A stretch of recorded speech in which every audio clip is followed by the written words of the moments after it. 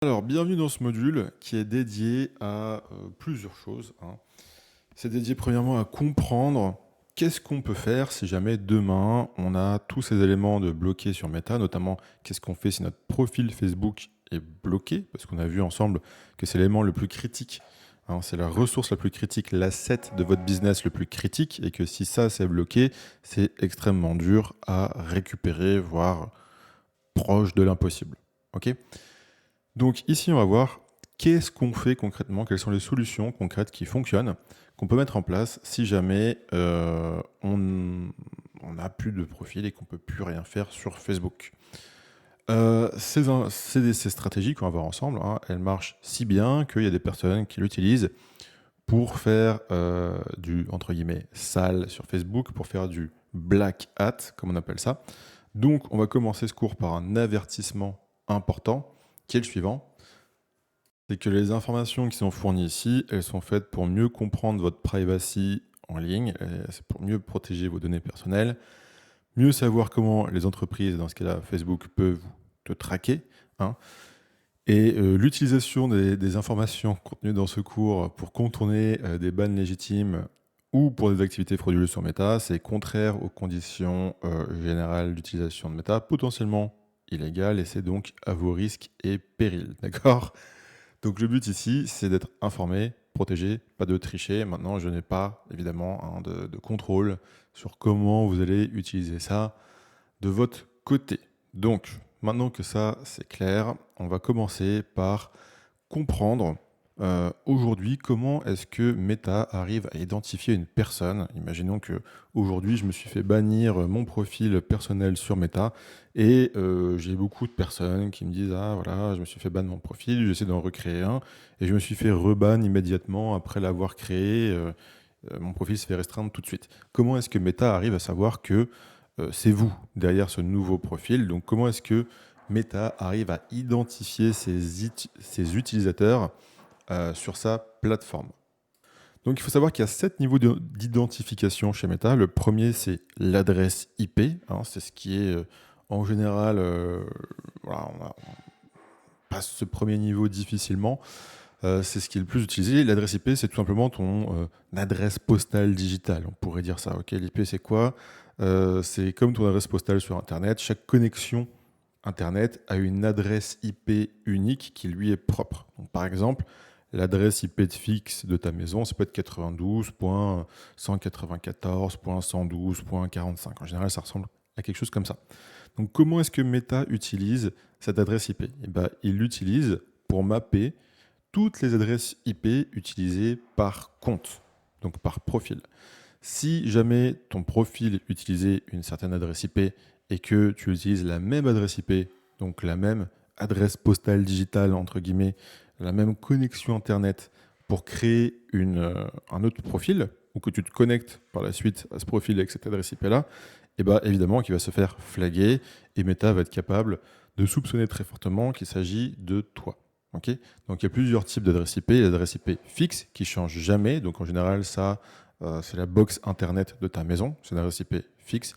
C'est des adresses IP dynamiques qui, en fonction des fournisseurs d'accès internet, voilà, ton adresse IP peut être dynamique, donc elle peut être changée, peut changer de temps en temps à chaque connexion ou tous les X temps, ou à chaque fois que tu débranches, rebranches la box, etc. Et tu as les adresses IP mobiles qui changent à chaque connexion à la 4G ou à la 5G.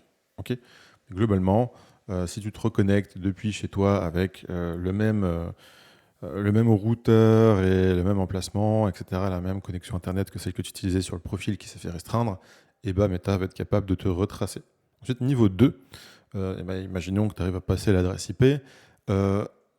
Meta utilise ce qu'on appelle le device fingerprint. C'est quoi? C'est l'ADN, entre guillemets, de ton appareil. C'est l'identité de ta machine, de ton ordinateur. Donc c'est quoi? C'est une empreinte unique que ton appareil, ordinateur, téléphone ou autre, a, qui est basée sur plus d'une cinquantaine de paramètres.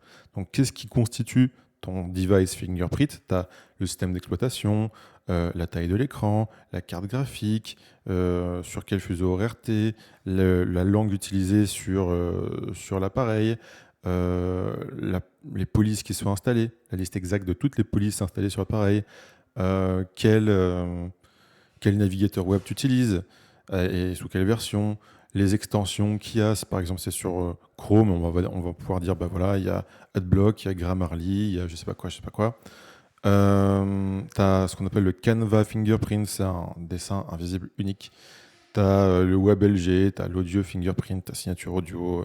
Bref, tu as plein de paramètres, d'éléments qui composent l'ADN, l'identité de ton appareil et que Meta est capable de traquer. Donc même en navigation privée, ton device fingerprint reste la même. Ok ? Ensuite, au niveau 3, il y a les cookies et tout ce qui est installé au niveau de ton stockage de données locales. Ok, donc les cookies classiques, ça peut être des petits fichiers texte qui sont stockés sur ton navigateur, qui contient ton ID Facebook, les sessions, tes préférences, tes mots de passe, etc., qui survivent même après que survivent entre guillemets, hein, qui restent sur ton PC même après que tu te déconnectes. Ok, donc ça, normalement, vous connaissez tous les cookies, hein. Tu peux les supprimer de ton PC en supprimant tout simplement, en cleanant, comment on dit en français, en supprimant les cookies de ton navigateur. Okay, ensuite, tu as ce qu'on appelle le local storage, qui est un peu plus vicieux. Donc, c'est le stockage permanent dans ton navigateur. Okay, il survit au nettoyage de cookies basiques et contient des numéros d'identifiants de tracking cachés. Et ensuite, tu as ce qu'on appelle les super cookies, qui est le niveau de Meta, qui sont des cookies répliqués sur tous les sites avec le pixel Facebook. Donc si tu visites le site, je sais pas, genre n'importe quel site sur Internet avec un pixel, et bah, tu as un cookie qui va s'implémenter sur ton navigateur. Et Meta peut donc te traquer même en dehors de Facebook. Ensuite, au niveau 4, tu as le browser cache et ce qu'on appelle le e-tag tracking. Donc, c'est quoi ? C'est le cache de ton navigateur Internet. Donc, ça, tu vas connaître. Alors, au même endroit où tu supprimes les cookies, en général, tu peux effacer le cache. Donc, le cache, c'est quoi ? Ce sont des images, des fichiers qui sont stockés pour t'aider à charger des pages d'Internet plus vite. Mais chaque fichier, il a un identifiant unique qu'on appelle le e-tag. Et Meta utilise ces e-tags comme des super cookies. Okay, donc un exemple concret, si tu charges, j'en sais rien, le logo, si tu connais ta Facebook, tu peux avoir le logo de Facebook qui va avoir un e-tag spécifique. Ça va être une suite de chiffres très longue, suite de chiffres et lettres. Et ce e-tag, ça va être ton identifiant unique. Attention, parce que supprimer les cookies, ça ne supprime pas le cache. Hein. Vider les cookies, on utilise le terme vider, je crois en anglais, en français, ne supprime pas le cache. Okay, donc il faut supprimer les deux. Mais même ça, juste, ça suffit pas. Si tu changes le cache, si tu changes ton adresse IP, il y a toujours le device fingerprint, il y a toujours plein de choses pour te traquer. Niveau 5, c'est ce qu'on appelle le cross-device tracking. Et ça, c'est un peu le plus flippant. Donc ça, c'est comment est-ce que Meta lie tes appareils. Okay, donc par exemple, si tu utilises le même Wi-Fi, le même réseau Wi-Fi, bah, tu as la même IP, donc du coup, on peut lier tes appareils. Donc si par exemple, tu as deux ordinateurs et tu as un ordinateur sur lequel tu utilisais un profil Facebook qui s'est fait striker et qu'ensuite tu te dis, bon, bah, je vais changer de machine parce que Alex m'a dit, voilà, attention, niveau 2 de tracking, le device fingerprint, je vais changer de machine, comme ça je suis tranquille. Et bah, ça marche pas parce que si tu es au même endroit avec le même Wi-Fi, donc tu as la même IP, donc Meta peut lier tes deux appareils. Même localisation GPS au même moment. Donc par exemple, si tes deux PC sont à la même localisation GPS au même moment, Meta peut les lier. Si tu as des contacts synchronisés qui matchent, si tu as des photos avec les mêmes métadatas sur Meta. Les métadatas, c'est quoi ? Bah, chaque image que tu as sur ton PC contient ce qu'on appelle des métadatas qui lui sont uniques et propres. Donc ça veut dire quoi les métadatas ? C'est des petites informations sur le fichier avec par exemple la date de création de l'image, la dernière fois que c'était modifié, etc. Ce genre de choses. Et tout l'ensemble de ces données qui identifient ce fichier s'appelle les métadatas. Donc si demain tu crées un nouveau profil et que tu mets, je ne sais pas, par exemple une photo de profil que tu as déjà utilisée sur l'ancien profil qui s'est fait bannir sur Meta, et bah, avec les métadatas de cette photo de profil, Facebook peut t'identifier et te bannir. Pareil avec tes créatives. Si tu as utilisé un profil Facebook qui s'est fait striker, Okay, imaginons que tu as un profil Facebook qui s'est fait striker, avec lequel tu as lancé des pubs. Donc du coup, tu as uploadé nécessairement des fichiers sur Facebook, que ce soit des images ou des vidéos. Ces images et ces vidéos, elles ont des métadatas. Et Facebook peut voir, bah tiens, il utilise des fichiers, donc des photos, des vidéos avec les mêmes métadatas qu'un compte qui s'est fait striker, donc c'est potentiellement la même personne. Okay. Comment est-ce qu'on change les métadatas? Bah, tu peux par exemple les uploader, tu peux uploader ta photo sur Camtasia, enfin une vidéo sur Camtasia et impliquer un filtre fond vert, ce genre de choses, ou fond de n'importe quelle couleur, et ensuite réenregistrer le fichier et ça va changer ces métadatas. Si tu veux plus d'informations là-dessus, je t'invite à regarder en ligne, il y a plein d'informations là-dessus, mais grosso modo, tu mets l'image dans un éditeur d'images et tu fais une toute petite modification, peu importe laquelle, et tu la réenregistres, ça va changer les métadatas. Pour une vidéo, tu mets la vidéo dans un éditeur d'images, en faisant une toute petite modification, même si, encore une fois, tu vois, c'est une modification qui ne va pas changer l'aspect visuel de la vidéo, mais juste une modification. Et que tu la réenregistres, ça va aussi changer ces métadatas, même si la vidéo et l'image restent identiques, au point de vue visuel. Ensuite, donc le cross-device tracking, il y a quoi? Il y a le cross-device tracking, il y a aussi 5, le comportement identique. Donc si tu visites les mêmes sites web aux mêmes horaires sur 2 devices différents, et Facebook peut lier ces 2 devices comme étant à la même personne. Okay, donc même Wi-Fi, même localisation GPS, contact synchronisé, des photos avec les mêmes métadatas, des comportements identiques sur la plateforme, on peut te relier facilement. Donc, par exemple, si tu as créé un nouveau compte, un nouveau profil sur PC et que tu installes Facebook sur ton téléphone et que ton téléphone il se connecte au même Wi-Fi, Meta, il sait instantanément que c'est toi. Okay, même si sur ton téléphone, tu es sur un autre profil. Ensuite, numéro 6, ce qu'on appelle le Payment and Identity Verification. Donc ça, je t'en ai déjà parlé, mais par carte bancaire. Donc, si jamais tu as enregistré des moyens de paiement sur Facebook, Facebook est capable de traquer les cartes bancaires, il traque le BIN des cartes bancaires, savoir les 6 premiers chiffres qui correspondent à ta banque et les 4 derniers chiffres, plus le nom du titulaire, plus l'adresse de facturation. Et sur PayPal, il est capable de traquer l'email PayPal, l'historique des transactions et les comptes qui sont liés à ce PayPal. Donc ça, c'est toujours le piège. Si même avec une nouvelle carte, si tu as le même nom dessus, une adresse proche, etc., il peut y avoir un match avec la carte que tu avais enregistrée sur le profil qui s'est fait striker. Et donc, du coup, Meta peut te relier. Et il faut savoir que, ça c'est important, les numéros de téléphone, ils sont stockés pour toujours. Pareil avec les adresses mail. Donc, un numéro de téléphone qui était relié à un profil qui s'est fait striker, une adresse mail qui est reliée à un profil qui se fait striker que tu avais enregistré sur Facebook sur ce profil-là, si tu le réutilises sur un nouveau profil, tu peux potentiellement te faire griller. Okay, et ensuite, niveau 7, alors ça c'est un peu plus controversé, on va dire. C'est ce qu'on appelle le Behavioral Biometrics. Donc c'est une IA avancée que Meta utilise pour analyser comment tu utilises Facebook. Donc il va analyser tes patterns de ce qu'on appelle le typing pattern. Donc c'est quoi ton comportement sur ton clavier, donc la vitesse de frappe, le temps entre les touches, les erreurs fréquentes. Il va analyser les mouvements de ta souris, la vitesse de déplacement, si tu fais plus de courbes ou plus de lignes droites, les zones de clic préférées. Il va analyser ton comportement de scroll, à quelle vitesse tu scrolles, à quel moment tu fais des pauses, à quelle fréquence tu fais des pauses dans le scroll, les rebonds, etc. Et il va aussi analyser les patterns d'interaction, donc les heures à laquelle tu te connectes, les types de posts que tu likes, les amis que tu ajoutes, combien de personnes tu ajoutes par jour, quel type de groupe tu rejoins, etc. etc. Et donc ça, le Behavioral Biometrics, c'est un truc qui existe vraiment. Mais je dois clarifier sur qu'est-ce qui est prouvé et qu'est-ce qui est spéculé pour Meta et Facebook spécifiquement. Donc ce qui est confirmé, c'est que Facebook utilise bien l'analyse comportementale. Il y a plusieurs sources là-dedans, dont des brevets Facebook déposés publiquement. Et ils admettent analyser les patterns d'usage que je viens de te décrire pour la sécurité et l'antifraude. Ils collectent vraiment les données du genre le temps passé sur chaque élément, sur quoi tu cliques, les mouvements de la souris, la vitesse de scroll, le temps de frappe, etc., tel que je viens de te le dire.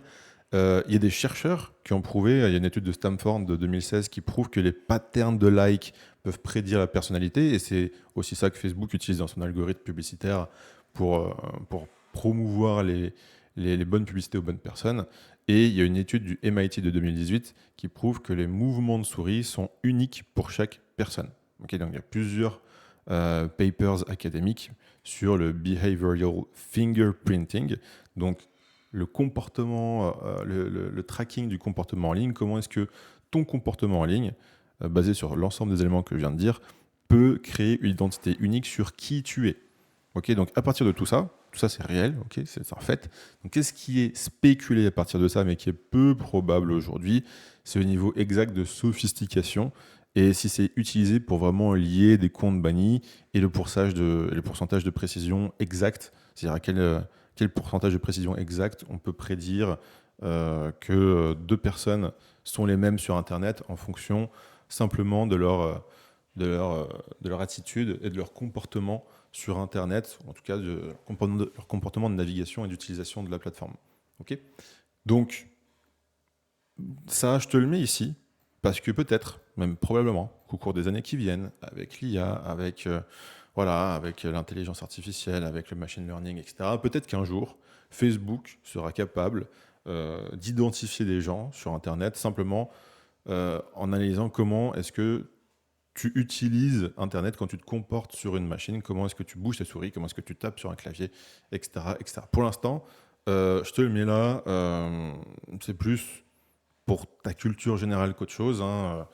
T'inquiète pas, t'as pas besoin de changer ton comportement totalement d'une machine à l'autre pour pas que Facebook te traque.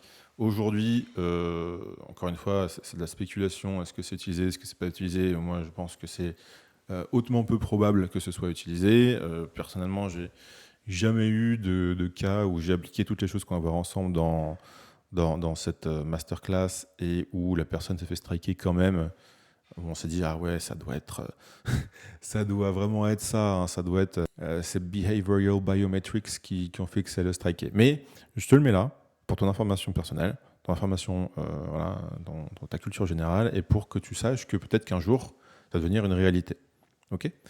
Ensuite, maintenant qu'on a vu exactement les choses à éviter, donc tout ça, les niveaux d'identification de méta, ça sert à quoi? Ça sert à comprendre qu'est-ce qu'il faut éviter pour que si demain tu crées un nouveau compte sur Meta, qu'est-ce qu'il faut mettre en place, donc qu'est-ce qu'il faut éviter pour pouvoir empêcher Meta de relier ce nouveau profil à ton ancien profil qui s'est fait striker et donc du coup que ce nouveau profil se fasse striker également.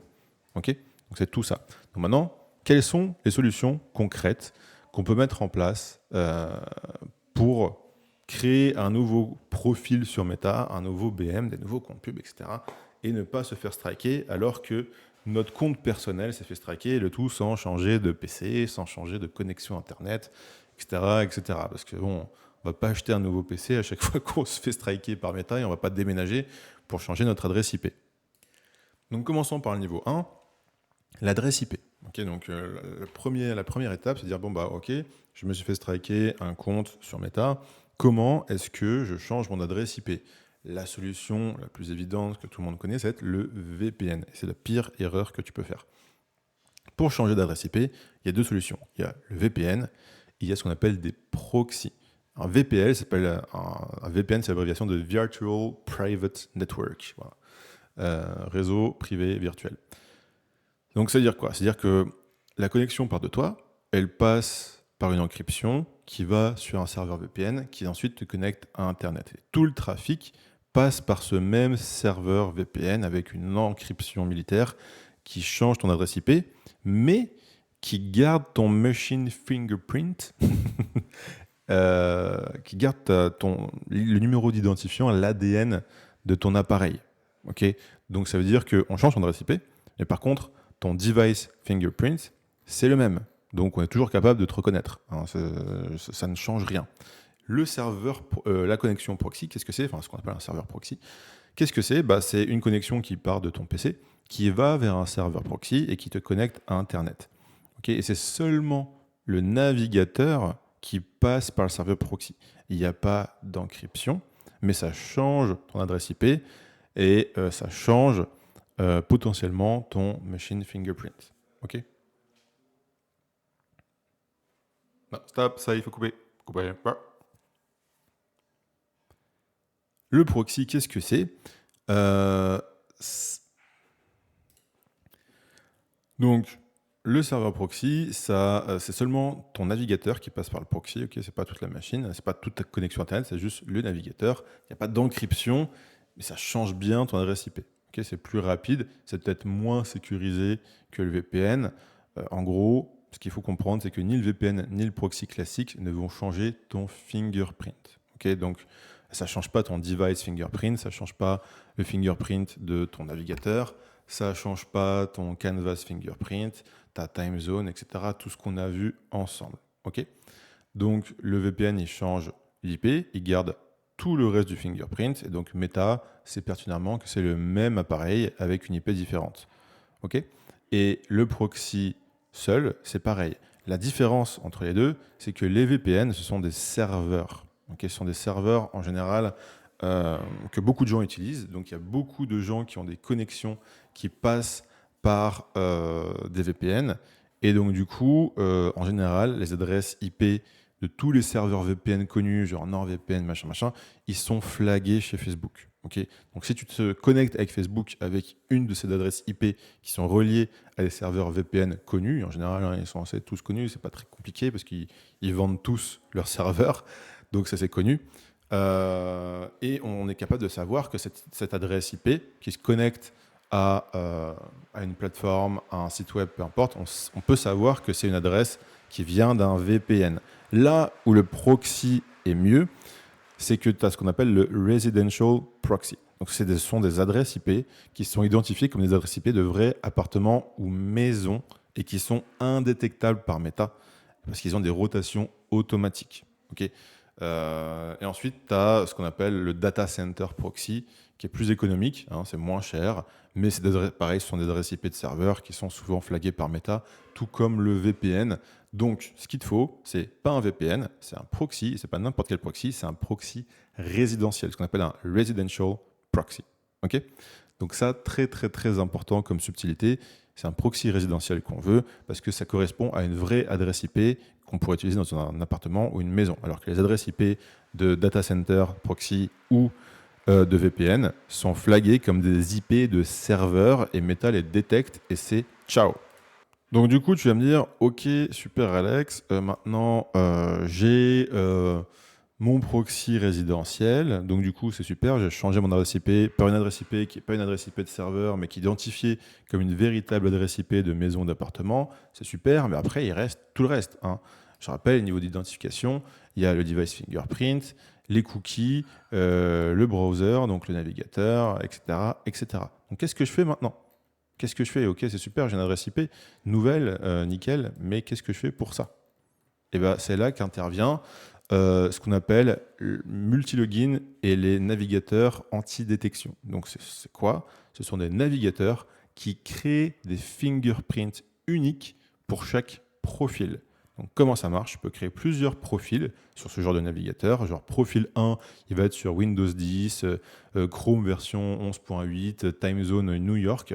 Profil 2, il va être sur macOS, Safari 16, time zone de Londres. Profil 3, il va être sur Windows 11. Il va il va être identifié comme utilisant Microsoft Edge version 11.9 à une time zone Paris. Bref, chaque profil est relié à une machine virtuelle complètement différente. Donc, c'est quoi une machine virtuelle ? C'est un PC. Un PC, une machine qui est émulée, si tu veux, sur ton ordinateur pour simuler un PC dans un PC. C'est l'inception de PC. Okay, c'est l'inception d'ordinateur. Donc, en gros, il y a des solutions. Moi, je te conseille Multilogin. Je vais te montrer le site. Donc, voilà, Multilogin, tu vois, c'est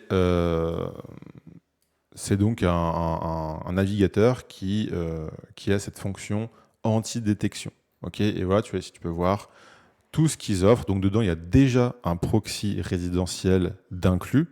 Tu as un navigateur anti-détection, donc qui va émuler une nouvelle machine et qui va émuler un nouveau fingerprint pour toi à chaque fois, avec une adresse proxy résidentielle à chaque fois, qui te permet en gros de passer inaperçu que ce soit aux yeux de Meta ou aux yeux de n'importe quelle, je dirais, solution de tracking. Ok, on n'est pas capable de te retracer. Et ici, bah, tu vois, ils ont des offres vraiment très accessibles. Tu peux choisir si tu veux un seul profil, 10 profils, 50 profils. Bref, ici, tu en as 5 de base, tu vois. Et ensuite, tu peux choisir différents plans en fonction de quel usage tu as, etc., etc. Je te laisse regarder ça tranquillement. Et tu vois, tu as un petit résumé ici qui te permet de voir qu'est-ce qui est inclus dans chaque plan. Franchement, le plan pro avec 10 profils, il est très bien. Tu vois, tu as 1 giga de... La seule chose à laquelle il faut faire gaffe, c'est le volume de bande passante qui va être proxy. Donc ça, c'est-à-dire que tu as le droit à 1 giga de bande passante par mois qui va passer par un proxy. Ok.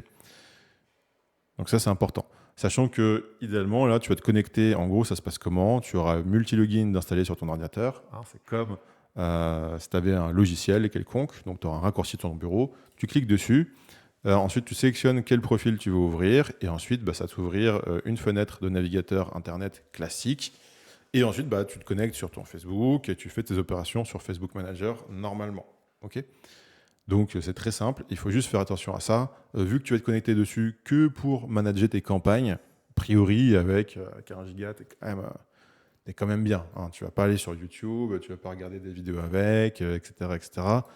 Donc, a priori, ça va te suffire. Bon, revenons à nos oignons.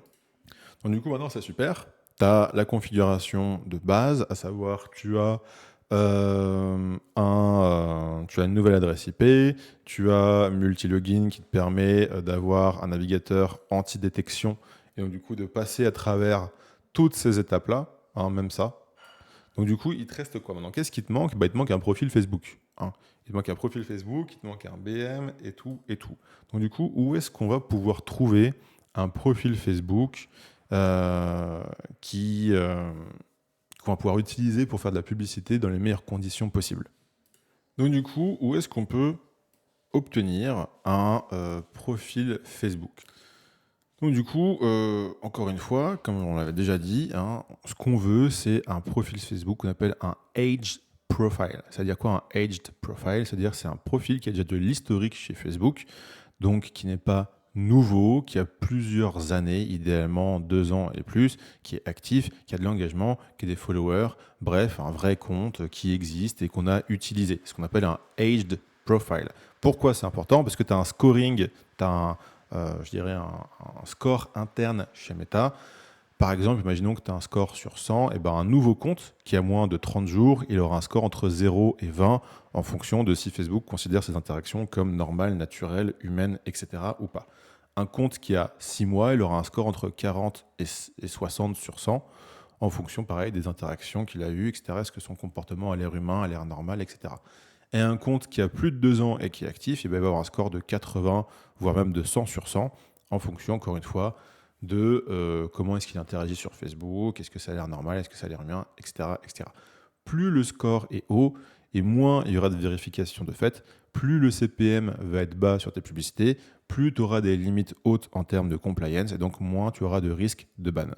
Donc ce qui fait qu'un profil est aged, entre guillemets, c'est son ancienneté, son nombre d'amis réels, ses photos personnelles, son activité régulière et ses interactions considérées comme authentiques, donc humaines, sur la plateforme. Ok.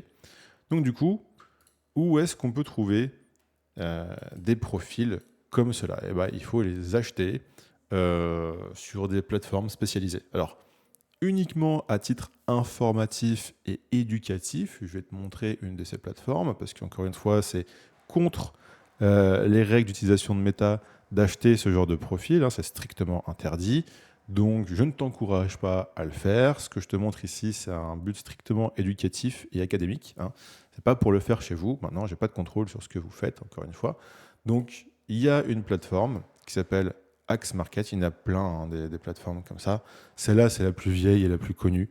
Donc, c'est axemarket.com. Et ici, tu vois que tu peux trouver des comptes Facebook à vendre avec un email vérifié. Parfois, l'email est inclus, parfois, il n'est pas inclus, À toi de voir. Donc ici, trouver ton bonheur. Donc tu vois, ici, tu vois, tu as Facebook avec des amis, Facebook sans amis. Et nous, ce qui nous intéresse, c'est aged. Tu vois, Facebook aged profile. Donc ici, à toi de voir qu'est-ce qui te convient dans l'offre qui existe.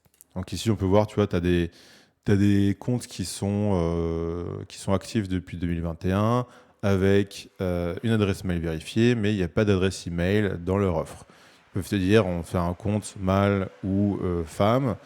Ici, ce sont des comptes qui sont enregistrés depuis 2024 avec l'adresse mail vérifiée, mais il n'y a pas l'adresse email d'inclus. Essaye de toujours prendre l'adresse email inclus, hein, parce que si tu n'as pas accès à l'adresse mail après derrière, c'est un peu problématique pour créer ton BM. Ici, pareil, Facebook, des comptes créés en 2020, vérifie avec le mail machin, le mail est inclus. Ok, très bien. Bref, à toi de voir, de trouver donc dans les offres, tu vois, il y en a plein, une offre qui comprend donc un profil Facebook âgé, entre guillemets, avec un mail vérifié et l'adresse mail inclus. Ok. Si jamais, voilà, peut-être que si tu parles un peu avec le support de multilogin, hein, peut-être qu'ils sauront te rediriger vers des solutions qu'ils connaissent. Peut-être qu'ils connaissent d'autres fournisseurs, peut-être qu'eux-mêmes proposent des choses en interne, je ne sais pas. C'est une idée comme ça, voilà. Encore une fois, une idée à but strictement académique et éducative, hein. Voilà. Donc, tu as aussi des plateformes ici. Ici, tu vois, tu as aussi des profils âgés et avec des amis.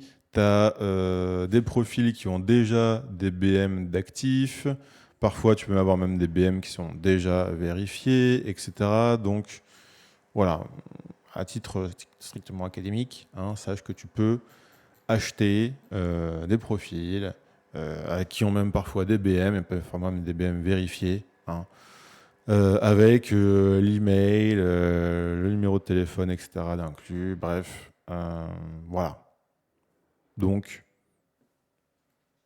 ne peux pas rentrer dans tous les détails, mais ici, a priori, tu devrais pouvoir trouver ton bonheur.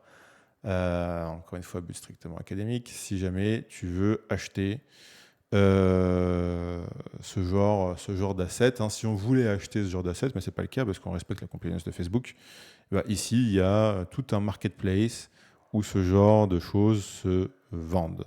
Voilà. Et si jamais, hein, il y a d'autres plateformes comme celle-là, que je ne vais pas te montrer, mais que tu trouveras très facilement si tu fais une petite recherche Internet ou si tu parles à ce genre de fournisseurs, hein, dont on a parlé dans cette vidéo, qui vont te dire où est-ce que tu peux trouver ce genre d'assets. Et bon, voilà, but strictement académique, hein, toujours. Si jamais tu voulais acheter ce genre de choses, voilà comment ça se passerait, mais nous, c'est pas ce qu'on veut faire parce qu'on est gentil et compliant. Si tu achètes sur cette plateforme, sois toujours très attentif à toutes les informations qui sont listées ici. Tu vois, il y en a qui vendent des choses avec des business managers qui sont bloqués. Ok. Il y en a qui vendent des business managers qui sont âgés de 48 mois, voire plus, voire moins.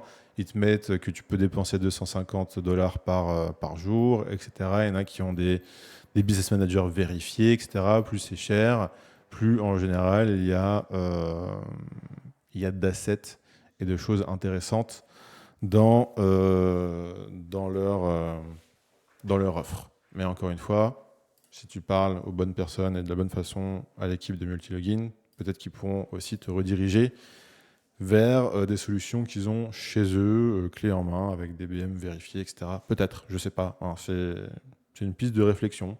S'ils ne les ont pas, peut-être qu'ils peuvent te rediriger vers des personnes qui ont, voilà, à voir.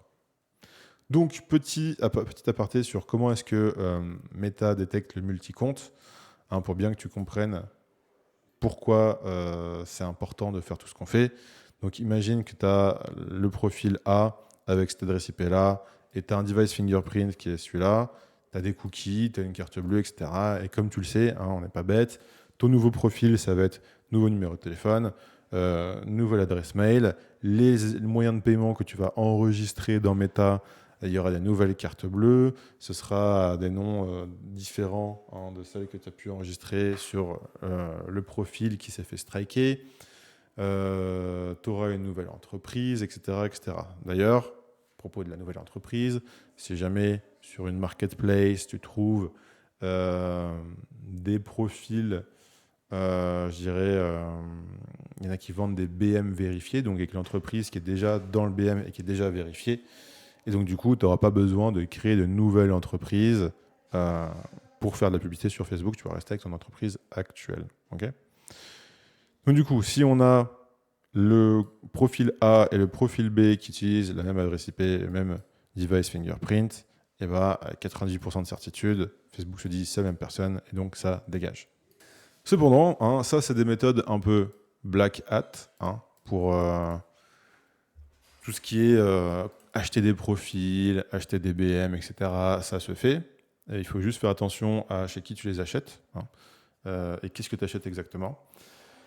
Et c'est la méthode entre guillemets black hat. Et il y a une méthode white hat qui consiste tout simplement à toi-même créer un nouveau profil sur Facebook. C'est possible. Je te conseille de prendre quand même multi-login parce que ça c'est la base. Donc tu prends un multi-login et tu vas te dire je vais me créer un nouveau profil sur Facebook depuis multi-login. Donc là, attention, il te faut une nouvelle adresse mail, il te faut un numéro de téléphone.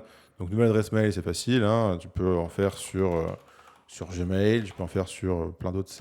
Bref, il y a plein de services qui te permettent de créer des adresses mail. Ça, je pense que c'est vraiment pas le point difficile. Et pour avoir un numéro de téléphone, tu as des services du genre on-off qui te permettent d'avoir des numéros de téléphone virtuels. Tu as aussi une application qui s'appelle Numéro. Alors, c'est avec un petit accent parce que c'est pas d'ici. Hop, Numéro. Parce que je crois que on-off, maintenant, il ne permet plus de recevoir des messages de service système. Donc, tous les messages, tu sais, genre des codes de validation envoyés automatiquement par des sites web, je crois que on-off ne le fait plus. Mais tu as une application qui s'appelle Numéro, tu en as plein d'autres. Si tu tapes Numéro virtuel sur Google, tu devrais trouver plein de services qui utilisent ça. Moi, je te conseille personnellement Numéro et prendre, attention, un numéro UK avec WhatsApp. Parce que s'ils permettent d'utiliser WhatsApp sur le numéro, ça veut dire qu'il peut recevoir des messages service système et c'est ça qu'on veut. Ok ? Donc, si jamais, admettons, tu fais tout ça, tu prends ton multi-login, tu as une nouvelle adresse mail, tu as une nouvelle carte bleue, tu as une nouvelle entreprise, tu as un nouveau numéro de téléphone, etc. Tu as pris un multi-login pour avoir une nouvelle adresse IP et un nouveau fingerprint. Donc, tu es prêt, a priori, à créer un nouveau compte toi-même. Donc, une fois que tu as créé ce compte, la première chose à faire, c'est d'avoir une période de chauffe. Donc, tu vas avoir 30 jours pendant laquelle tu vas interagir de façon sincère, honnête, sur Facebook. Donc tu vas rejoindre des pages, rejoindre des groupes, aller liker des posts, commenter, ajouter des gens en amis, etc., etc. Bref, comme un vrai humain. Tu vas poster des choses sur ton profil, tu vas ajouter des photos, etc., etc. Ensuite, au bout de 2-3 semaines, tu peux créer une page, mais pas une page business, juste créer une page, faire un peu d'interaction sur la page, etc. Au bout de 30 à 40 jours, tu peux tenter de créer un BM. Donc là, au bout de 30-40 jours, tu vas faire vérification d'identité du compte, etc., etc., comme on a vu ensemble. Tu vas reprendre le module sur la création de BM pour voir exactement comment faire étape par étape. Et tu vas faire tout ça sur ce nouveau compte. Et une fois que c'est fait, en espérant que ton BM sera bien créé et que tu ne seras pas bloqué, parce que Facebook déteste quand des nouveaux comptes créent des BM de façon un peu trop rapide, donc je te conseille d'attendre vraiment entre 30 et 45 jours. Une fois que c'est fait, et si ça passe, on va créer une page business, donc comme on le voit dans le module dédié, et ensuite on va faire des campagnes d'interaction, campagnes d'engagement. Okay, donc c'est-à-dire qu'on va prendre des posts que tu as fait sur ta nouvelle page donc business. Du coup, tu vas faire une page business, tu vas faire des posts dessus. Donc ça peut être une photo, un petit texte, une vidéo, des choses très gentilles, très compliant, et on va les promouvoir dans ton BM à base de 5 € par jour en objectif engagement. Donc voilà, on va dire à Facebook, voilà, j'ai une page, je fais du contenu dessus et je veux juste qu'il y ait plus de personnes qui voient mon contenu. C'est pour ça que j'utilise le BM. Et on va laisser tourner ces campagnes durer pendant au moins un mois. Okay, donc on laisse tourner ces campagnes pendant au minimum un mois. Et au bout d'un mois, tu pourras tenter de faire des campagnes de vente et réutiliser ce nouveau profil de façon un peu plus normale. Okay, donc les erreurs fatales à faire si jamais tu suis ce process-là, donc de, entre guillemets, un peu plus white hat, de créer un profil toi-même et de repartir à zéro toi-même sans passer par des plateformes qui vendent des profils qui ont déjà un historique et déjà un BM et qui sont déjà prêts à faire de la publicité. Donc si jamais tu décides de passer par ce process un peu plus white hat, les erreurs fatales à éviter, c'est ne pas faire la période de chauffe. Donc si tu fais ton profil direct et que tu lances des pubs directes, etc., tu veux créer un BM en moins de 30 jours et tout, c'est mort. Utiliser un VPN grand public, donc comme je te l'ai dit, NordVPN, VPN Express, etc. Les IP sont grillés, blacklistés, idem pour les serveurs proxy et pas pour les IP proxy résidentiels. Copier-coller le même contenu, donc comme je te disais, Meta traque tout sous format haché. Le texte, les images, etc. de tes publicités, tout est traqué. Donc, si jamais tu vas relancer des campagnes et évite de mettre les mêmes images, donc change les métadatas de l'image comme on a vu ensemble, change l'ad copy, change évidemment l'URL de destination. Donc, si jamais je me fais ban de mon compte et que je faisais de la publicité vers axkn.com, et ben demain, je ne peux plus faire de la publicité sur axkn.com. Je vais faire de la publicité vers un nom de domaine qui n'a rien à voir avec ça. Okay, rien à voir. Donc, évidemment, changer l'URL, changer les informations sur la page de destination. Donc, pareil, il faut changer la landing page, il faut changer les images, il faut changer un peu le copywriting, etc. pour que ça ait l'air différent. Et évidemment, il faut changer ta bio, il ne faut pas mettre la même photo sur ton profil, etc., etc. Et si jamais tu veux vraiment aller plus loin, tu vois, je te parlais de patterns biométriques, tu peux essayer de te connecter à des heures de connexion un peu différentes, au moins les 2-3 premiers jours d'utilisation du profil, pour être vraiment safe. Mais ça, c'est vraiment optionnel. Tu vois, quand c'est optionnel, je te le mets en jaune comme ça. Donc du coup, le setup basique pour survivre, c'est quoi ? C'est d'avoir déjà un nouvel environnement. Donc ça passe par un navigateur anti-détection, donc avoir un profil différent, un proxy résidentiel dans un différent pays et, si possible, un nouveau device, mais ce n'est pas obligatoire si jamais tu passes par multilogin. Multilogin, ça fait tout ça déjà. Okay, mais si tu ne veux pas passer par multilogin, il faudrait que tu télécharges des émulateurs d'ordinateurs que tu peux mettre ensuite, que tu peux lancer ensuite sur ta machine. Et depuis cet émulateur, tu viendrais te connecter à un proxy résidentiel. Et ensuite, depuis ce proxy résidentiel qui est sur cet émulateur, tu viendrais télécharger un navigateur anti-détection. Voilà, bref, autant prendre multilogin, quoi. OK ? Ensuite, nouvelle identité digitale. Donc, une adresse mail jamais utilisée par Meta, un numéro virtuel nouveau, une nouvelle entreprise, une nouvelle CB.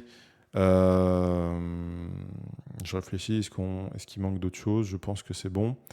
Donc voilà, toutes les informations que tu as pu rentrer sur ton BM avant, il faut les changer, okay, parce que c'est potentiellement enregistré, stocké sur les serveurs de Meta. Évidemment, ici, je t'ai mis ça encore une fois en optionnel, donc des nouveaux comportements au minimum au début et surtout au minimum des intérêts différents. Donc essaye d'aller liker des pages, d'engager dans des groupes qui n'ont rien à voir avec tes vrais intérêts à toi en tant que personne.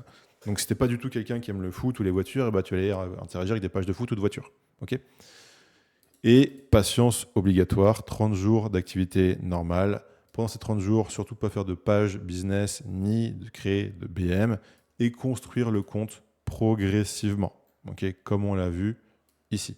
Donc voilà, là on a fait le tour de toutes les options, on va dire, les plus abordables du marché pour pouvoir répondre à un éventuel ban de Facebook, toujours dans un esprit académique et éducationnel, et dans un autre esprit, toujours dans l'esprit éducationnel et académique. Il faut savoir qu'il existe aussi d'autres solutions sur le marché qui sont plus chères, mais qui sont aussi plus abouties. Il y a par exemple des personnes, des agences, des entreprises, qui pour $300 par mois peuvent te fournir des comptes publicitaires d'agence. Alors ça veut dire quoi ? C'est-à-dire que de 1, il te faut déjà un profil Facebook, il te faut un BM sur Facebook, Et donc, du coup, tout l'écosystème qui va avec, hein, qu'on a vu ensemble. OK? Donc, si tu n'as pas ça, ça sert à rien. Et donc, pour 300 $ par mois, il te loue des comptes pub d'agence. Alors, attention, parce qu'il y a plein de misconceptions, comment on dit en français misconception, il y a plein de légendes urbaines sur qu'est-ce que c'est qu'un compte pub d'agence. Il y en a qui vont dire ouais, tu peux faire passer n'importe quoi avec, c'est whitelisté, ça permet de gna gna gna. C'est faux. Ok. Un compte publicitaire d'agence, ça veut juste dire plusieurs points. C'est-à-dire il n'y a pas de limite de dépenses journalières.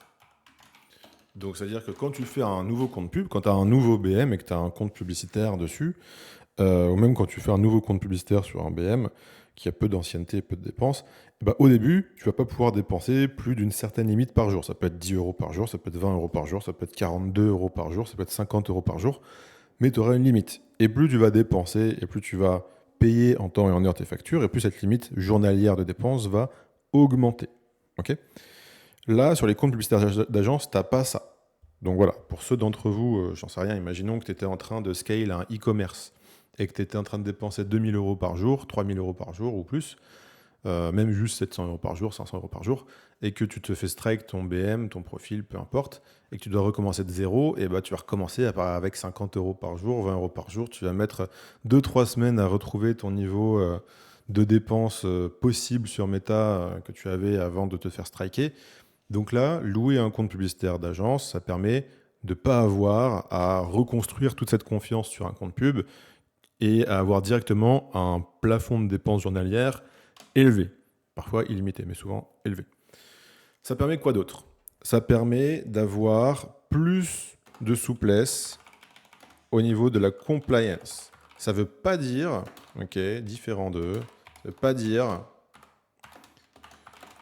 je peux faire passer tout et n'importe quoi. Ok, c'est-à-dire que, ok, c'est un compte publicitaire d'agence. Ok, il a plus de confiance chez Meta, il est plus solide qu'un compte publicitaire qui n'est pas un compte publicitaire d'agence, mais ça ne veut pas dire qu'il ne peut pas se faire striker. Si tu fais n'importe quoi avec, tôt ou tard, ça va se faire sauter. Ok, il faut le savoir, c'est important. Maintenant, ça veut dire que oui, tu peux te permettre des largesses. Et souvent, ce genre de service, hein, si jamais tu te fais sauter ton compte pub, ils te le remplacent dans les 24-48 heures, gratuitement. Donc, ça fait partie de leur service. Et ils vont t'offrir d'autres choses. Ils vont t'offrir du cashback sur les dépenses. Ils vont t'offrir... combien de pourcentage, ça va dépendre. Hein, ça va dépendre de tes dépenses. Ça va dépendre de plein de choses. Ok. Donc, ils vont t'offrir du cashback. Et ils vont t'offrir aussi un support. Ils vont te dire, oui, on a un account manager. Attention, ça ne veut pas dire que c'est un manager de compte, un account manager de chez Facebook, c'est de chez eux. Okay, donc ça veut juste dire que tu as quelqu'un qui t'est dédié dans leur support à eux, de cette entreprise qui fournit ces services, qui peut t'aider et t'accompagner dans tes démarches si tu as besoin. Okay, c'est juste ça.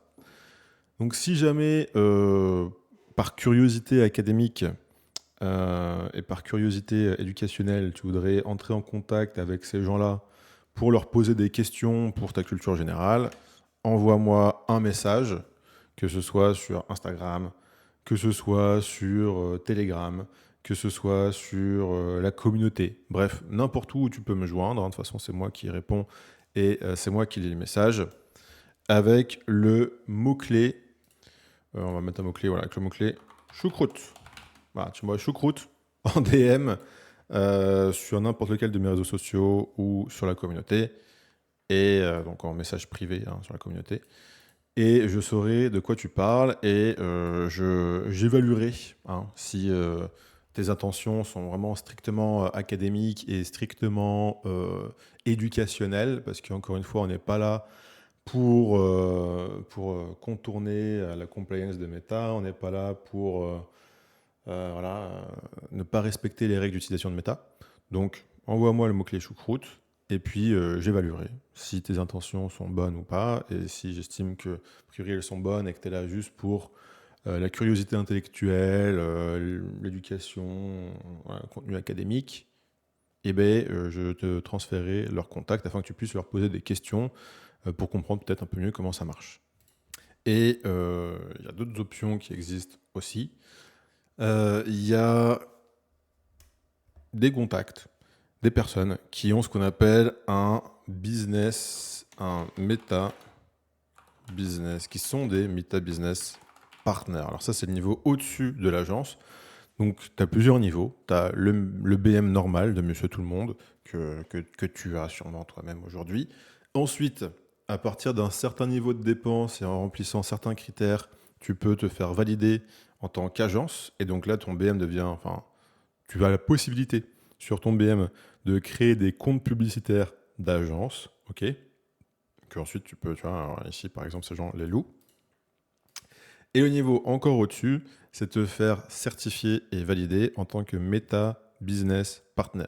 Et là, c'est là que, en effet, il peut y avoir beaucoup plus de souplesse sur ce qui est possible de faire. Et les fantasmes que les gens ont sur les comptes publicitaires d'agence, en général, c'est des fantasmes qui s'appliquent plutôt au Meta Business Partner. Okay. Donc un Meta Business Partner, c'est quoi? C'est une entreprise qui a été vérifiée, validée par Meta, qui a un vrai statut reconnu chez Meta avec un représentant Meta. Donc ils ont un account manager qui est là pour répondre à leurs questions, pour éventuellement faire lever des restrictions qu'il peut y avoir sur des éléments voilà, qui est là pour accompagner les personnes qui sont sur ce compte afin que tout se passe bien et dans le meilleur des contextes, dans le meilleur des situations pour tout le monde. Okay. Donc du coup, comment ça se passe quand on est Meta Business Partner? Donc qu'est-ce que ces contacts proposent? Eh bien ici, contrairement à un compte pub d'agence, et c'est là où c'est bien intéressant. Parce que le problème du compte publicitaire d'agence, c'est que tu le loues, c'est cool, mais il est rattaché à ton BM à toi. Et le BM, c'est le BM plus ton profil, c'est vraiment, on va dire en tout, peut-être 70% de ce qui constitue ta réputation chez Meta. Donc si tu rattaches un compte publicitaire d'agence à un BM tout pourri et un profil tout pourri, bon, c'est sympa, mais c'est mieux que rien, hein. Mais ça reste pas fou. Là, chez ces partenaires, on va ajouter ton profil directement sur leur BM qui est certifié Meta Business Partner. Donc, c'est-à-dire quoi? C'est-à-dire que tu as accès à un BM Meta Business Partner. Ok. On va t'ajouter en temps, on va te donner un accès pub. Donc, tu ne seras pas qu'on appelle ça, un administrateur sur ce BM, mais tu auras un accès limité, entre guillemets, dans le sens où tu ne pourras pas venir modifier les paramètres d'entreprise, tu ne pourras pas venir toucher aux cartes bleues qui sont enregistrées sur ce BM, mais tu auras accès dans ce BM à un compte pub dédié, ok, sur lequel tu pourras enregistrer ta carte bleue, sur lequel tu pourras faire toutes les opérations nécessaires dont tu as besoin pour faire de la publicité pour ton entreprise. Okay. Donc, c'est excellent. Pourquoi? Parce que là, tu gagnes un BM qui est genre vraiment le BM le plus solide que tu puisses rêver d'avoir dans ta vie. Okay, avec un compte publicitaire qui était spécialement dédié sur ce BM. Donc pareil, débridé, tout ce que tu veux, tu as des solutions de paiement, tu peux même avoir des lignes de crédit. Enfin voilà, t'es royal au bar chez Facebook, quoi. À tous les niveaux possibles, niveau compliance, etc. Tu as accès à ce qu'on appelle un compliance master. Donc c'est quoi un compliance master? C'est quelqu'un qui était formé par Meta pour analyser tes publicités, pour analyser tes landing pages, pour analyser ton site, etc., afin de les valider avant de les lancer en publicité. Donc admettons que tu sois sur une niche. On a eu le cas récemment, quelqu'un qui faisait de la formation de poker en ligne. Et voilà, ça, si tu le lances sur un BM classique demain, compte pub agence ou pas compte pub agence, tu te fais sauter. Hein, parce que poker en ligne égale pari, égale jeu d'argent, égale interdit, sauf si tu as les autorisations nécessaires. Et pour les avoir, il faut des licences. Donc, licence française des jeux, licence je sais pas quoi. Okay. Donc là, en l'occurrence, si tu es sur un Meta Business Partner, tu as un Compliance Master qui est là et qui te dit, OK, nous, on a un compte Meta Business Partner, on a beaucoup plus de largesse au niveau de ce qu'on peut faire ou pas. Et du coup, on va regarder tes publicités ensemble, on va regarder le copywriting de ta landing page, de ton site, etc. Et on va voir, on va dire, OK, ça va passer ou ça va pas passer. Et si ça passe pas, voilà qu'est-ce qu'il faut faire à la place. Ok, donc tu as quelqu'un qui t'est formé par Meta pour analyser et pour approuver tout ce que tu pourras poster sur le compte.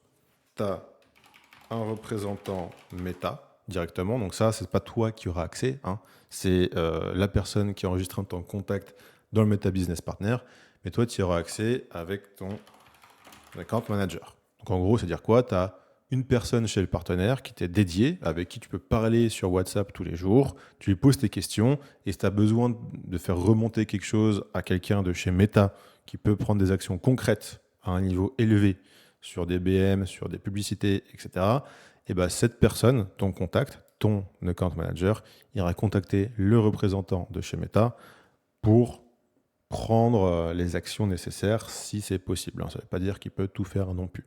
Ok, mais bon, voilà, il peut faire beaucoup de choses. Donc, Compliance Master, représentant Meta, un account manager 24/24 sur WhatsApp. Tout ça, donc, dans une offre. Alors, de mémoire, c'est 500 € d'onboarding. Donc, c'est-à-dire que tu payes 500 € à l'entrée et ensuite, tu payes 7% sur tes dépenses pub avec un minimum de 500 € par mois. Ça veut dire quoi? C'est-à-dire que donc, tu payes 500 € pour créer ton compte chez eux, entre guillemets, hein, donc pour accéder à leurs services, pour qu'ils créent ton compte pub, toute l'infrastructure, etc. Donc tu payes 500 € à l'entrée, ce qu'on appelle l'onboarding, et ensuite tous les mois, tu payes l'équivalent de 7% de l'ensemble de tes dépenses publicitaires. Donc admettons, si tu dépenses 10 000 € par mois, ça veut dire que tu vas payer 700 € de frais à ce partenaire. Mais maintenant, imaginons que tu dépenses j'en sais rien, peut-être que 5 000 € par mois en publicité. Et bien, du coup, 7% de 5 000 €, ça fait moins de 500 €. Donc, du coup, tu vas payer 500 €. Okay, c'est-à-dire que le minimum par mois, c'est 500 €. Donc, ça fait quoi? C'est l'équivalent de 7 200, 7 500 € de dépenses publicitaires par mois. Donc, en gros, si tu dépenses moins de 7 500 € en pub, ça fait que tu vas payer 500 € par mois pour louer ce compte publicitaire dédié sur le BM Meta Business Partner, qui est vraiment le meilleur truc au monde que tu puisses avoir si jamais voilà, tu es dans une niche un peu touchy, où tu veux faire du marketing très agressif avec des screenshots de partout avec des millions, des trucs, des machins, des 500 € par jour, je gagne 10 000 € par mois, en je sais pas quoi. Bref, tout ça, ça peut passer, ça passe. Si et seulement si, tu as ça. Okay, si et seulement si tu as ça. Sinon, eh ben, il faut trouver des moyens de contourner un peu la compliance.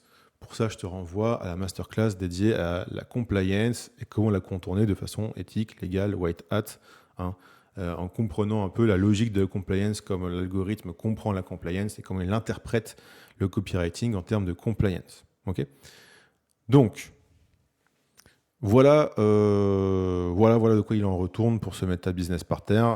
Ça, autant le compte pub agence, je ne veux pas me porter garant de qu'est-ce qui va arriver une fois que tu loues ton compte pub agence, parce que ça dépend beaucoup du BM sur lequel tu vas le rattacher, du profil, etc., etc. Maintenant, ça c'est une solution que j'ai testée, qui est vraiment top de chez top, avec des partenaires qui sont vraiment en or, et tu as juste besoin d'un profil solide, okay, donc un vrai bon profil Facebook, validé, etc., identité vérifiée, machin. Alors attends, excuse-moi, je vais retirer les notifications. Voilà, donc je disais, si tu as juste besoin d'un bon profil Facebook, et ensuite, on t'intègre directement sur un BM qui est validé, qui a les accréditations Meta Business Partner. On te donne un compte pub dédié qui est l'équivalent d'un compte pub agence en termes de possibilités, c'est même mieux, hein. Et tu as un compliance master, tu as un vrai représentant de chez Meta, tu as un account manager qui est disponible pour toi tout le temps, quoi qu'il arrive. Il y a quelqu'un qui peut relire, encore une fois, tes publicités, ton copywriting, tes pages de vente, tes landing pages, tout ce qui touche à ton écosystème pour être sûr que rien ne posera problème. Okay, Donc voilà, si jamais tu veux, encore une fois, être mis en contact avec eux dans un but strictement académique et éducatif, curiosité intellectuelle, mais sans avoir l'intention d'utiliser leur service, parce que voilà, c'est contraire à la compliance Meta, eh bien, je t'invite à m'envoyer d'Adou, voilà, sur n'importe lequel de mes réseaux, sur la communauté, sur ce que tu veux, par mail, ok, hein, encore une fois.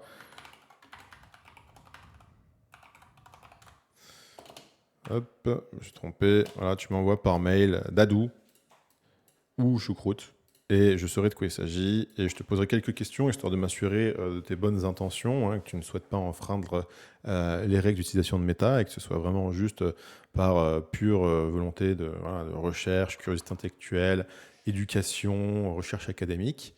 Et si c'est le cas, eh ben, je te mettrai en contact avec eux afin que tu puisses leur poser des questions que tu souhaites leur poser dans le cadre de tes recherches académiques ou dans le cadre de ton éducation, ton information personnelle, sans avoir de but ni de fin d'usage non autorisé sur Meta. Voilà. Ensuite, on va parler d'un truc. Donc ça c'est la solution la plus white hat qu'on puisse avoir dans l'univers très très vaste de ce qui peut se faire sur Meta en termes de... comment je pourrais appeler ça? En termes de solutions originales pour éviter les problèmes de ban, pour avoir un compte solide, pour avoir des solutions en termes de... si jamais tu t'es fait striker, ton profil, un VM, etc.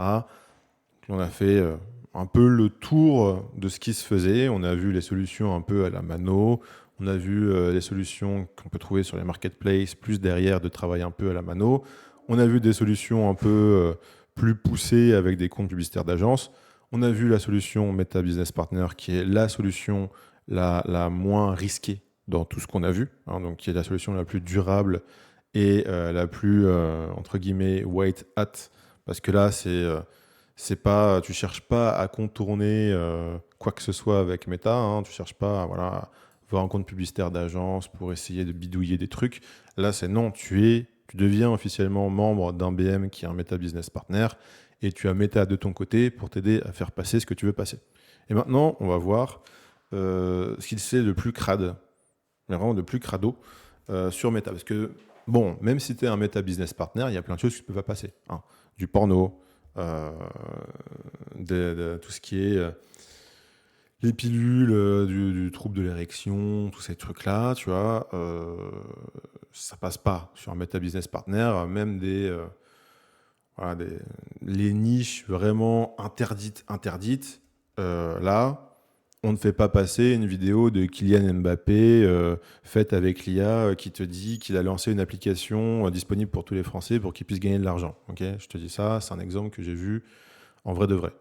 Il y avait un Français, il y avait un chanteur français célèbre qui était mort l'année dernière, je sais plus c'était qui.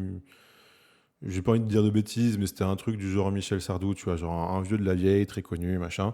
Et il y a des gars qui lancent des publicités comme ça, IA, où ils font Michel Sardou qui dit, bah voilà, enfin, c'est un exemple, Michel Sardou, hein.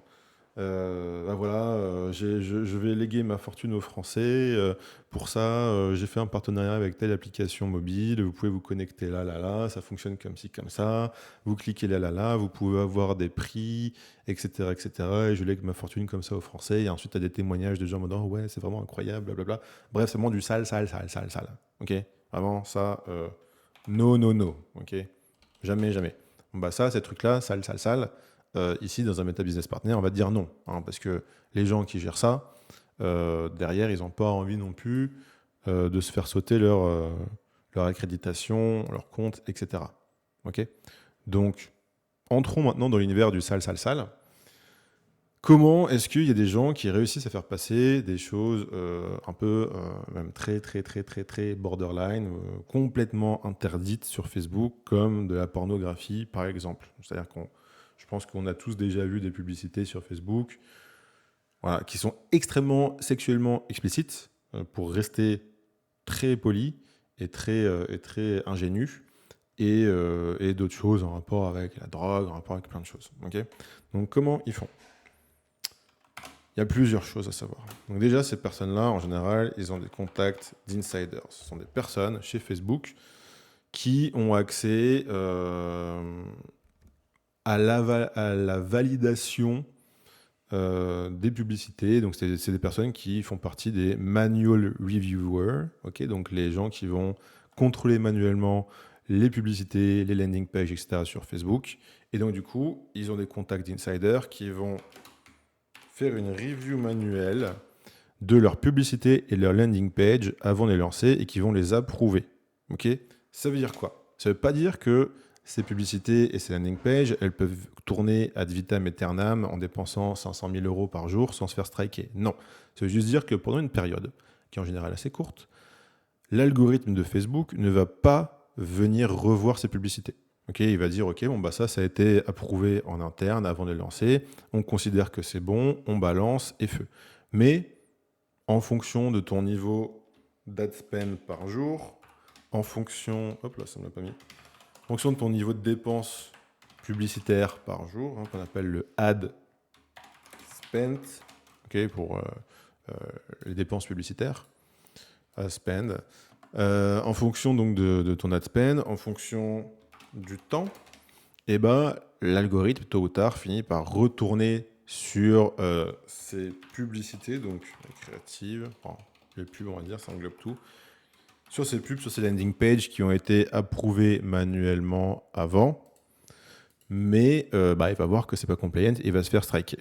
Okay, donc, il fonctionne avec un écosystème qui est une vraie usine à gaz. Il faut savoir que donc, ce sont des gens qui, en général, louent beaucoup de profils, ils louent beaucoup de BM, ils louent des comptes publicitaires, ils ont des contacts d'insiders qui leur permettent de pré-approuver leur publicité avant de lancer les pubs, et ils font ce qu'on appelle du cloaking. Okay. Qu'est-ce que c'est le cloaking? Alors c'est avec ces 100K, je crois. Voilà, c'est ça. Ça vient de cloak en anglais, qui veut dire la cape. Alors, qu'est-ce que c'est le cloaking?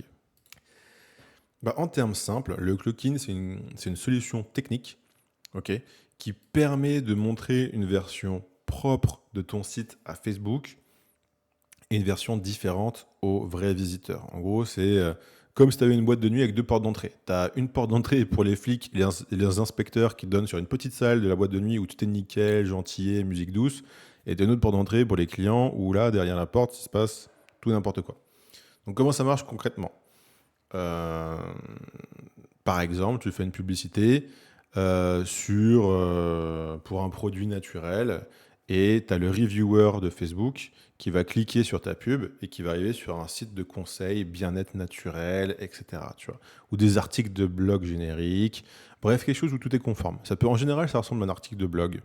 Très générique, assez moche, écrit à l'IA, vraiment, on se demande mais pourquoi les gens ils font des publicités qui renvoient vers cette merde, quoi. Et le visiteur normal, lui, qu'est-ce qu'il va avoir? Il va avoir une page de vente CBD, une page de vente sur de la crypto, une page de vente sur du casino, bref, il va voir le vrai business qui, normalement, ne devrait pas tourner sur Facebook. Okay, donc, il y a plusieurs types de cloaking. Il y a ce qu'on appelle le IP cloaking.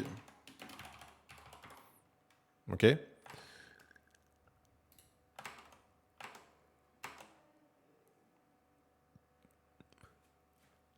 Donc, ça veut dire quoi? C'est-à-dire que si ton adresse IP est située, par exemple, en Californie, donc là où souvent il y a des reviewers de Facebook qui se trouvent, ça va renvoyer vers un site clean.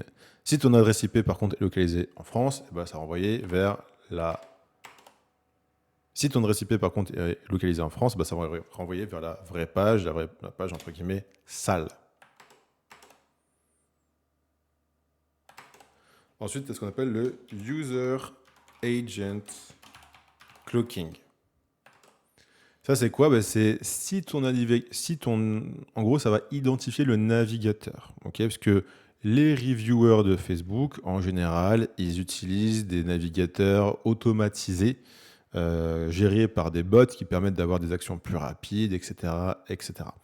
Du coup, si le navigateur est identifié comme étant un bot de chez Facebook, hein. Donc, en général, les agents de Facebook automatisés qui vont checker les sites web, ils ont des numéros d'identifiants que ce genre de services connaissent et listent, même s'ils changent souvent. Donc du coup, si jamais l'agent qui essaye de rentrer sur ton site est identifié comme étant un bot de chez Facebook, ça va le rediriger automatiquement sur un site clean. Et si jamais le navigateur, l'agent est identifié comme un navigateur normal, genre Chrome normal, bah, ça va le rediriger vers la vraie page. Et ensuite, c'est ce qu'on appelle le... Et ensuite, tu as ce qu'on appelle le behavioral cloaking. Behavioral cloaking. Donc, du coup, qu'est-ce que c'est? Bah, ça, c'est basé sur le comportement. Et c'est le type de cloaking le plus avancé qui existe. Donc, en gros, si l'utilisateur qui interagit sur sa machine, là, il a un comportement qui est assimilé à un bot, donc des visites rapides, etc., comportement automatisé, et ben, ça va montrer le site web clean. Et si c'est un comportement d'humain, au niveau des scrolls, des clics, etc., ça va montrer la vraie page. Donc, à quoi ça sert le cloaking? Et ben, ça permet, entre guillemets, donc, quels sont les cas d'usage du cloaking? Tu as des gens qui utilisent ça pour faire passer des produits CBD, des formations trading crypto, des produits de santé alternatifs, des produits médicaux un peu... voilà. On se demande si ça marche vraiment ou si c'est dangereux pour la santé. Des applications de dating pour adultes, des casinos en ligne, des produits miracles bidons, des contrefaçons, des arnaques diverses. Ok. Donc, comment est-ce que Facebook détecte le cloaking? En faisant des reviews manuelles aléatoires avec des vraies personnes. Parfois, ils font même des achats de tests. Il y a peut-être aussi les reports des utilisateurs, donc les gens qui vont signaler ta publicité en disant « Ouais, ça m'a amené sur du casino en ligne ». Les incohérences et grosso merdo, les patterns, quoi, hein. Donc, du coup, qu'est-ce que font les gens qui font du sale? Donc, ils ont des profils achetés, des BM achetés, des comptes publicitaires achetés, des contacts d'insiders qui vont pré-approuver leur publicité et leur landing page. Et ensuite, ils ont leur landing page, donc leur page de vente, etc., qui va être cloquée. Donc, ils vont avoir une page de vente sale, qui est destinée aux utilisateurs normaux, et une page de vente cloquée qui est destinée à Facebook. Et ça, ce setup-là, ça va tenir pendant... Bah, encore une fois, ça dépend de ton niveau de dépenses publicitaires, ça dépend de s'il y a beaucoup d'utilisateurs Facebook qui vont signaler ta publicité, ça dépend de plein de facteurs, donc c'est très aléatoire, mais ça tient jamais très longtemps. Voilà, ce qu'il faut se dire, c'est que tôt ou tard, tu te fais gauler. Donc en gros, ces gens-là, quand je dis tôt ou tard, ça peut être 5 jours comme ça peut être 2 semaines, hein. C'est jamais très très long, hein. Peut-être que dans certains cas exceptionnels, si tu maintiens un niveau de dépense très bas et que tu fais les choses un peu intelligemment, comme cette histoire d'IA avec Kylian Mbappé et je sais pas quoi, ça peut peut-être tenir un mois, hein, un truc comme ça, hein, peut-être, hein. Mais grosso merdo, ce que ces gens ont en général, c'est qu'ils ont tout ça là et ils ont un niveau de rotation très élevé. C'est-à-dire ils ont des centaines de profils, des centaines de BM, des centaines de comptes publicitaires, ils ont des centaines d'URL pour faire des landing pages, etc. Bref, ils ont un setup extrêmement lourd pour faire tout ça. Des contacts d'insiders qui payent, c'est pas gratuit, hein. C'est quelques dizaines à quelques centaines d'euros pour faire pré-approuver des publicités et des landing pages qui vont tourner peut-être pendant une semaine max, tu vois, ou 10 jours ou 15 jours. Bon. Donc, il faut pas... c'est pas fait pour des débutants et des gens qui ont des petits budgets et qui ont des business qui sont pas ultra rodés et qui crachent pas de l'argent, quoi. Et sachant que le cloaking, niveau technique, c'est assez chiant à mettre en place, hein, c'est pas les petits trucs. Donc du coup, ce qu'ils ont en général, c'est qu'ils ont tout ça et ils ont une extrême rotation. Donc ils savent que ça va se faire striker, ils savent que ça va aller à la cave, c'est pas grave. Ils vont prendre un profil, ils vont prendre un BM, ils vont prendre plusieurs comptes pub, plusieurs URL. Ils vont faire tout ça, ils vont faire valider tout ça en amont de façon manuelle par des insiders. Ils vont cloquer et ils vont bourriner jusqu'à ce qu'ils se fassent dégager. Et ils savent qu'ils vont se faire dégager. Et à la minute où ça se fait dégager, et bah, boum, il y a un autre profil, un autre BM, un autre compte publicitaire, etc., etc., etc. Ok, donc il y a une grosse rotation de tous ces assets. Donc voilà, si jamais il y en a d'entre vous qui, par curiosité intellectuelle et à des fins d'éducation et d'études académiques, se demandaient comment ils peuvent voir des absurdités parfois passer sur Facebook, genre vraiment des énormes absurdités, c'est comme ça. Ok. Vraiment, je conseille à personne de faire tout ce qu'on a vu aujourd'hui, mais ça, vraiment, encore moins. Ça, c'est vraiment le truc le plus sale que tu puisses faire sur Facebook. Sachant que tôt ou tard, ça, tu te fais gauler, hein, c'est inévitable. Ça, tôt ou tard, le clocking, il est détecté et tu te fais gauler. Et le jour où tu te fais gauler, c'est terminé pour toi. Alors, si jamais on peut relier ce clocking à ton vrai profil sur Facebook, ton qui tu es réellement, bref, c'est mort. Tu vois. Genre moi, si je faisais ça, admettons que mon site, c'est, j'en sais rien, je m'appelle davefrancis.com, ok. Bah demain, si je m'appelle vraiment Dave Francis et que je vais utiliser mon vrai nom pour faire ça, bah c'est mort pour moi en fait, parce que je pourrai plus jamais utiliser ce nom-là sur Facebook parce qu'il sera ultra flagué de partout. Alors est-ce que si quelqu'un d'autre utilise Dave Francis, c'est-à-dire qu'il va se faire bannir? Non, mais Facebook, d'une manière ou d'une autre, arrivera à retracer ce nom. Bah, c'est grillé pour moi, quoi. C'est-à-dire que plus jamais je pourrais refaire un compte publicitaire ou des publicités ou un site web où je mentionne Dave Francis dans ma niche parce que je serais grillé. Tu vois, si j'ai fait un Dave Francis qui vend de la santé alternative avec des compléments bidons ou des trucs miracles pour maigrir ou je sais pas quoi, bah c'est finito. Dave Francis dans cette niche-là, il n'existe plus, il n'existera jamais plus et c'est ciao bye, quoi. Parce que là, tu te fais flaguer à un niveau beaucoup plus élevé chez Facebook. C'est-à-dire que tu as un blacklist d'identité. Ok, donc, les gens qui font ça, ils s'arrangent toujours pour que ce soit impossible de remonter jusqu'à eux. En général, c'est des gens qui font ça sur les niches que j'ai citées. C'est des gens qui sont localisés dans des endroits où on ne peut pas venir les chercher parce qu'il y a des risques légaux. Hein. Si vraiment tu fais passer des trucs illégaux sur Facebook avec ça, bah, tu t'exposes à des poursuites judiciaires. Hein. C'est important de le savoir. Et voilà. Donc si je vous dis ça, c'est vraiment pour votre culture. Voilà, c'est ne surtout pas reproduire à la maison, comme tout le reste du cours, mais encore plus celui-là. Donc pourquoi est-ce que certains le font quand même? Parce que bah, ils se font des marges énormes sur les produits interdits. Du coup, ils se font des retours sur investissement de zinzin. Et bah, ils font tourner ça le temps que ça dure. Et c'est une course sans fin, hein. C'est ban après ban après ban, c'est un stress constant, c'est une réputation détruite sur tous les assets sur lesquels tu vas passer, c'est un business qui n'est pas durable et voilà, qui demande beaucoup d'énergie. Tu vois. Au lieu de cloquer, c'est mieux d'adapter son produit, son copywriting aux règles et à la compliance.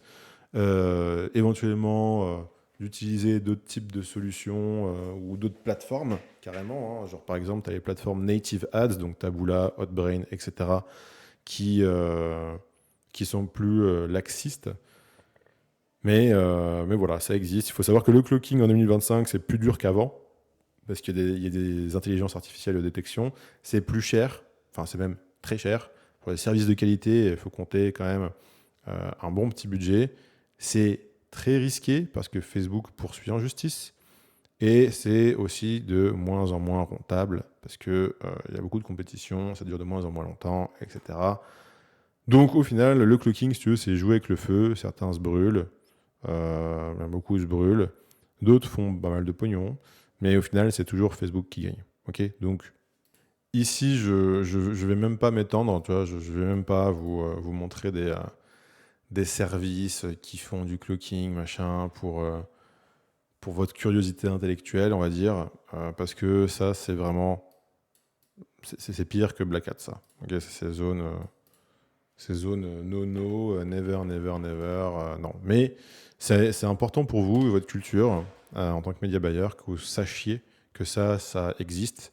Que si demain il y a un client qui vous demande ouais mais j'ai vu tel truc passer sur Facebook, que vous sachiez l'expliquer pour prouver votre expertise et pourquoi ces choses-là passent et voilà, vous prouvez que vous n'êtes pas un guignol et vous êtes quelqu'un qui connaît Facebook dans les moindres détails, il connaît y compris les plus obscurs. Okay, et c'est uniquement pour ça qu'on a cette masterclass ici. Toutes ces informations-là, elles servent à venir enrichir votre culture et votre compétence en tant que média buyer. Elles ne sont pas là pour que vous en serviez, mais elles sont là, encore une fois, à but académique et de formation. Okay,